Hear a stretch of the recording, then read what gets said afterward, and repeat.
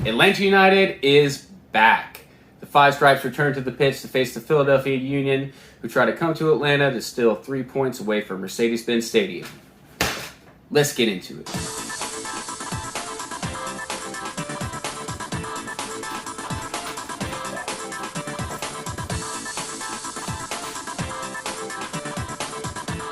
What's going on, Atlanta? My name is Jeff Rawlins, and this is Atlanta Sports Raw, your one-stop shop for everything Atlanta sports. We talk Hawks, we talk Braves, we talk Falcons, and we talk Atlanta United. And today we are going to be previewing the Philadelphia Union against Atlanta United in Atlanta on Sunday, 2 p.m. So this is going to be our match preview and breakdown. It's going to be a good game. Glad to see the Five Stripes back and on the pitch this Sunday after a very long international break. We are going to be missing a few pieces, but it's going to be a good game. So let's dive right into what we should see and kind of where things stand after this international break. Philly right now is sitting second in the East with 14 points. They're in very good form going into the break. They won 4 of their last 5 matches, and the non-win was a draw, so 5 unbeaten. Atlanta is sitting 8th in the East with 10 points.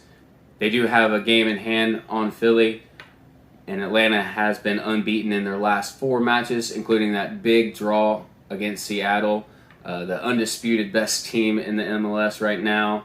It is the only game on Sunday, so full attention will be given. Should be a national broadcast. So first, let's look at who's going to be out for Atlanta. Joseph Martinez is participating for Venezuela in the Copa America and will be unavailable. And obviously, if you haven't heard, Emerson Hyndman tore his ACL in a training session. He is out for the season. So those are the main 2 pieces that we'll be missing. So now what we'll see during the game. It's kind of uncertain right now what we'll see up top with Joseph being out. So we'll probably just see a like-for-like with Cubo Torres. Something we won't see, but I would actually love to see coming off a break is maybe Jackson Conway. I don't think we'll see that, especially if he played with the twos the other day. Some other options could be Machop Chol or even Jurgen Damm if he's available.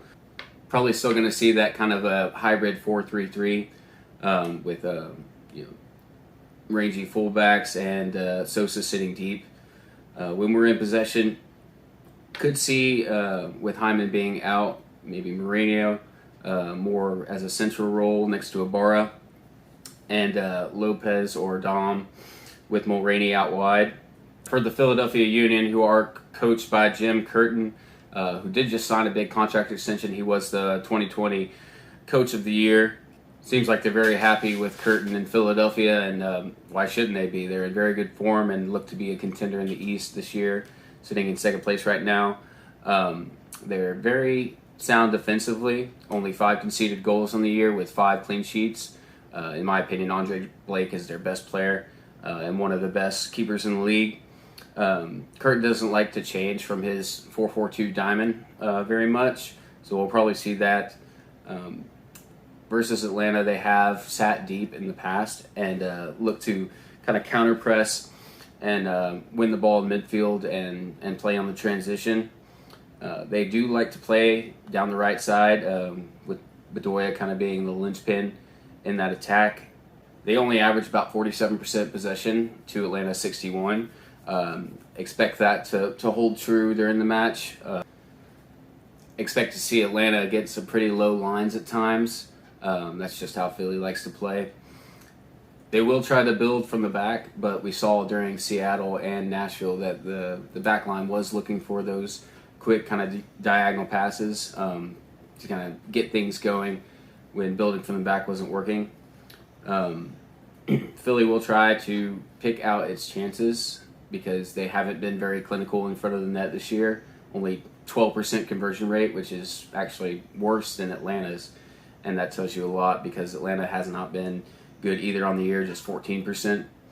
But overall, I think this is a game 1 in the midfield. And with Hyndman out, that's going to be a difficult thing to navigate. He has a tendency to kind of get overlooked because he doesn't light up the stat sheet. and he can just kind of, you don't hear his name called, and you kind of forget he's there sometimes.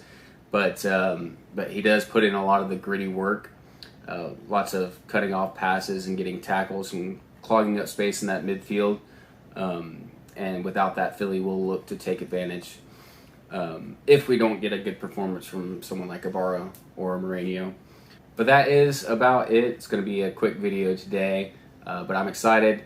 Atlanta United is back. I'm predicting a 1-1 draw, maybe a kind of slower paced game that's probably tied at half, and it kind of opens up late after some substitutions. But we'll see how that goes. But that's it for tonight, guys. God bless, and go Five Stripes. CAATL.